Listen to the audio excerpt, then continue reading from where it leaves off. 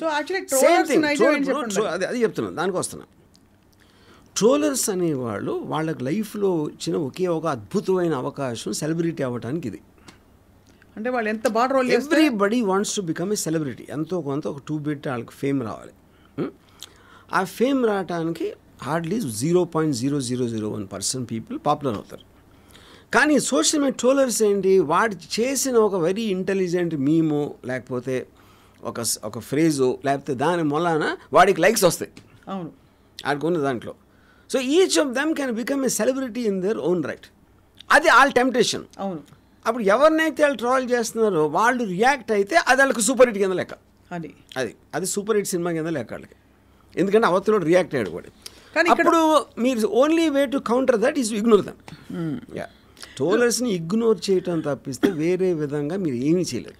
కానీ ఇక్కడ ఒకటి అడుగుతాను, ఇప్పుడు రోడ్డు మీద ఒక వ్యక్తి వెళ్తుంటే ఎవరైనా వచ్చి ఒక అమ్మాయి వెళ్తుంటే ఫర్ ఎగ్జాంపుల్ ఆ అమ్మాయి గురించి బ్యాడ్గా బిహేవ్ చేసినా ఈవ్టీస్ చేసినా కూడా షీ టీమ్స్ వచ్చి పట్టుకుంటాయి కదా. మరి trollers they are doing the same thing in the virtual space. Why is that not an offence? ఎందుకంటే ఇట్ ఈస్ నాట్ పాసిబుల్. ఇప్పుడు మీకు ఫ్రీడమ్ ఆఫ్ స్పీచ్ ఉంటుంది. సో ది సైబర్ లాస్లో ఇలాంటిది మీరు క్వాంటిఫై చేసి దానికి ఏం సెక్షన్ అప్లై అవుతుంది చేయడానికి this was never taken in to consideration in the constitution. Right. So we don't have the enough loss.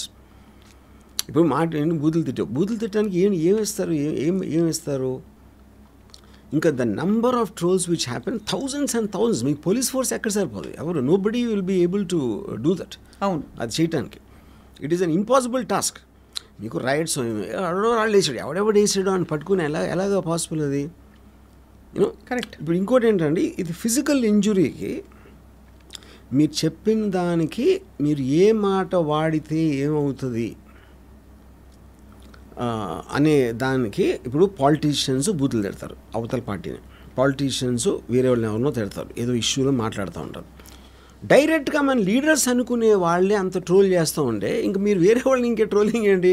అవును, అంతే కదా. అదే కదా బేసిక్గా.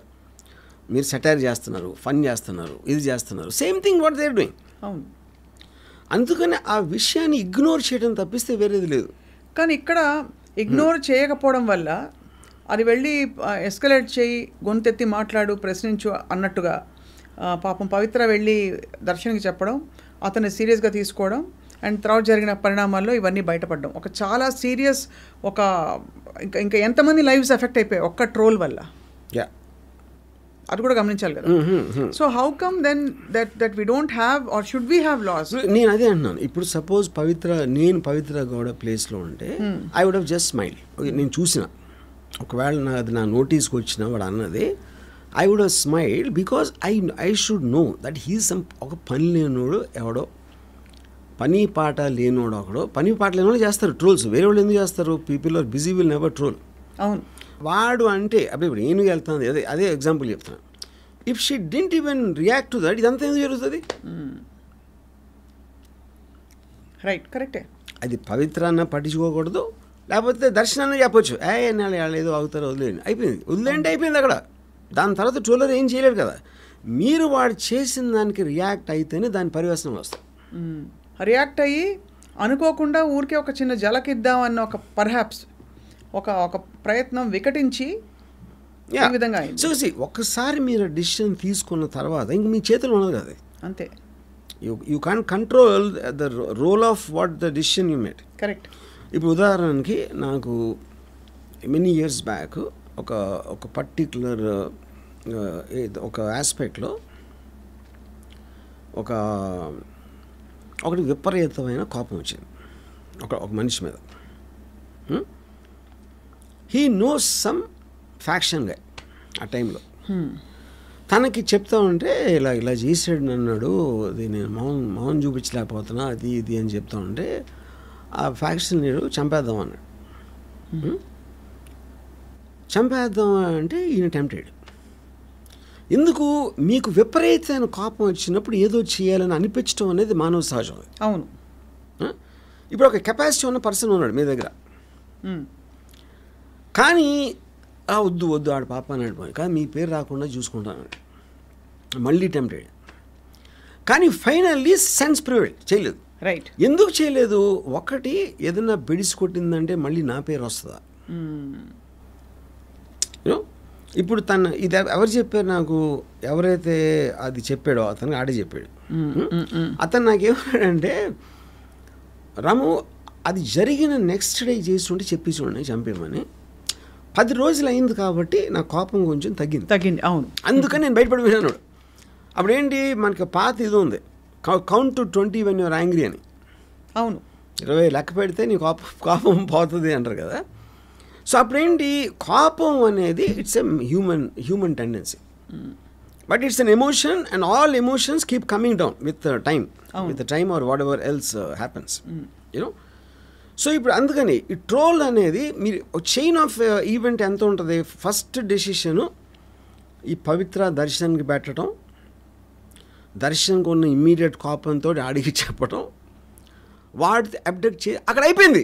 అవును, ఇదే దర్శనం ఒక రోజు డీల్ అయి ఉంటే I doubt would have done it. ఇవన్నీ టక్ జరగడంతో బేసిక్గా. కానీ సో దీంట్లో what has to be educated is not to take troll seriously, because మీ రియాక్షన్ బట్టి వాళ్ళ బలం వస్తుంది, కానీ వాళ్ళ అన్నమాలని ఏమీ జరగదు. See, today we are living in a world they can fake your pictures. అవును, వీడియోస్ ఫేక్ చేయవు, వాయిసెస్ ఫేక్ చేయొచ్చు. అవును, అంతే కదా. సో మీరు అనకపోయినా మీరు అన్నట్టు చేయగలిగే టెక్నాలజీ ఉన్నప్పుడు ఇంకా ట్రోలింగ్కి మీనింగ్ ఏంటంటే ఎవరు ఏం చేయలేరు, దాన్ని ఏమి చేయలేరు. కాదు, ఇప్పుడు ఇట్ విల్ గెట్ వర్స్. ఎందుకు ఇట్ విల్ గెట్ వర్స్ అంటే, మనకన్నా 10 రెట్లు ఎక్కువ అమెరికాలో ట్రోల్ చేస్తారు పాలిటీషియన్స్, ప్రెసిడెంట్. అంటే మీకు అసలు you cannot imagine what they doing. కానీ అమెరికాలో తేడా ఉంటుంది వర్మ గారు, బికాస్ అమెరికాలో కల్చరల్ ఫ్యాబ్రిక్ ఎలా ఉంటుందంటే, సోషల్ ఫ్యాబ్రిక్, పొట్టి బట్టలు వేసుకున్నట్టు, బట్టలు ఏంటి పైన తీసేసినట్టు, ఇంకోటి చేసో, లేకపోతే ఒక బూతు తిట్టినా కూడా ఆ కల్చర్లో అది కూడా కాదు. సి, ఇవి ప్రెసిడెన్షియల్ ఎలక్షన్ వస్తుంది ఇప్పుడు నవంబర్లో. The amount of trolls on Biden and Trump and everybody unbelievable అసలు. అంటే అలా ఆలోచించే మనుషులు ఉంటారని కూడా మనం ఊహించలేం. But that will become a part of life అన్నాను, అంతే. Which is being done not only by the anonymous trollers, also being done by stand up comics కానీ యాంకర్స్ కానీ. అందరూ ఆ లాంగ్వేజ్లోకి వెళ్ళిపోయారు, ఒక ఫ్రీ ఫర్ ఆల్ అది. సో దాన్ని మీరు రిస్ట్రిక్ట్ చేయడానికి ట్రై చేశారంటే ఫండమెంటల్ ఫ్రీడమ్ ఆఫ్ స్పీచ్ కింద వస్తుంది అదే. కాబట్టి ప్రతిసారి మీరు ఎలాగా, నేను గబుక్కుని పెట్టాను అది ఫ్రీడమ్ ఆఫ్ స్పీచ్ని కాంట్రబ్యూన్ చేస్తా లేదని ఎవరితో చెక్ చేస్తాను నేను అసలు? అది మీరు వేలు వచ్చేస్తా ఉంటే మీరు ఎంతమంది నన్ను పట్టుకుంటారో ఏం చేయగలుగుతారు దాన్ని? Correct. Yeah, that's the point. But so the only solution I'm repeating once again to ignore trollers అంతే. ఇది ఇంకో విషయం అడగాలి. చాలా వర్షం వచ్చింది, ఏమి చేయలేము, చిన్న తడిసిపోయాం అంతే. వర్షం మీద కోపం రావాలంటే ట్రోలర్స్ మీద కూడా రాకూడదు అంతే. ఆ వెదర్ ఏంటంటే ట్రోలర్స్ని మీరు తప్ప ఎవరు సీరియస్గా తీసుకోండి, వేరే ఎంటర్టైన్ కూడా తీసుకుంటాడు. అరే భలే ట్రోల్ చేశారు చూసారా, ఆయన చేశారా అని అంటే ఈడు హ్యాపీ, ఆడు సీరియస్గా తీసుకోడు. ఆడు పెళ్లి జీవితానికి అది గొప్ప. Nobody takes a troll seriously except for the person who is being subjected. మీ మీద జోక్ వేస్తే మీరు సీరియస్గా తీసుకుంటారు, మిగతా అందరికీ ఎంటర్టైన్మెంట్ కదా అది.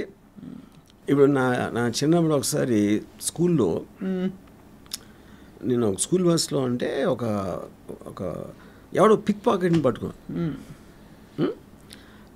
పట్టుకుంటే ఆయన్ని అందరూ కొడుతున్నారు. ఇప్పుడు నా పక్కన నా ఫ్రెండ్ ఆడు వెళ్ళి కొట్టి అది గుద్దినా అన్నాడు. అంటే ఏంటి, ఆడు గుద్దటంలో ఆడు పిక్ పాకెట్ ఆడు దొంగ అనేది పాయింటే కాదు. అలాంటి వాడు ఒకరిని కొట్టడానికి నాకు ఛాన్స్ వచ్చింది అని ఆడు super happy. Troller mentality exactly అదే ఉంటుంది. అది ట్రోలర్ మైండ్కి నా సునకానందం కరెక్ట్. నా ఫ్రెండ్ మెంటాలిటీకి ఏమి డిఫరెన్స్ ఉండదు. సో చాలా సందర్భాల్లో ఈ సునకానందం వేరే వాళ్ళకుండి ఫేక్ ప్రొఫైల్స్ క్రియేట్ చేసి ట్రోల్ చేయిస్తారు.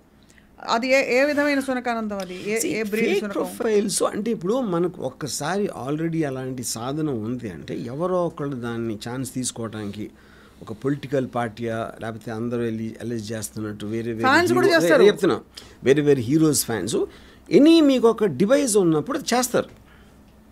దట్ ఈస్ అంటే all is fair and war and love లాగా. బట్ అక్కడ కూడా సొల్యూషన్ అదే కదా, మీరు పట్టించుకోకపోతే అదేమవదు అంతే. యా. సో ఇక్కడ మరి ఆబ్వియస్లీ ఒక చాలా పెద్ద పొరపాటు జరిగిపోయింది. ఓవరాల్ ఒకటి అరా మాత్రమే జరిగినా కూడా ఇలాంటి సంఘటనలు ఈ ఈ పవిత్ర కేసులో జరిగిన విషయం లాంటివి, isn't it actually a dangerous phenomenon? అంటే ఆర్ యు ఆర్ సేయింగ్ వాళ్ళకి అది ఎమోషనల్ లెట్ అవుట్ కాబట్టి only if you are taking it seriously అన్నాను. But how can you put the onus of Pavitra ignore చేస్తే ఇది ఏం జరుగుతుంది కదా. కానీ వాళ్ళు కూడా ఏదైనా చేయాలి కదా అలాంటి ట్రోలర్స్ ని అది చట్టపరంగా. ఎందుకు చేయలేమంటే the number is too huge అన్నాను. అది మీకు వేల్లో ఉంటాయి ట్రోల్స్. వాళ్ళందరినీ పట్టుకుని ఇండిపెండెంట్గా ఒక్కొక్కడి మీద కేసు పెట్టి ఆయన్ని ట్రాక్ చేసి అది చేసి దాని తర్వాత ఏ సెక్షన్ అప్లై అవుతుంది ఏం అవుతుంది, where does anybody have resources like that? It's impossible అది. Yeah, and the only reason only solution is ignore. ఇప్పుడు సపోజ్ పవిత్ర పట్టించుకోలేదు అనుకోండి, ఏం జరిగేది? ఆడు 4-5 మెసేజ్ పెట్టి ఊరుకుంటాడు, ఆడికి బోర్ కొడుతుంది, ఎందుకంటే ఎవరు రియాక్ట్ అవ్వట్లేదు కాబట్టి అయిపోతుంది. పట్టించుకున్నందుకు ఎంత దూరం వచ్చింది. Yeah, correct. సో మరి ఇప్పుడు Darshan is a big star, Pavithra కూడా తన యాక్ట్రెస్, వాళ్ళకి అంతంత రెప్యుటేషను అది అది అంతా ఉంది. వాళ్ళ మీద నమ్ముకుని సినిమాలు ప్రొడక్షన్లో సినిమాలు ఉంటాయి, ఇది ఉంటాయి అది ఉంటాయి. ఇది మొత్తం you're putting at stake for some stupid idiot who said something in a troll. ఈ ఇష్యూ మీద మళ్ళీ ట్రోల్స్ అవుతున్నాయి ఇంత జరిగా కూడా. రేణుకా స్వామికి పవిత్రకి ఏదో కనెక్షన్ ఉందా ఇలాంటివి. అదే అంటున్నా. ఇప్పుడు ఇంకా క్రియేటివిటీ ఇంకా అంతే ఉంటుంది. అవును.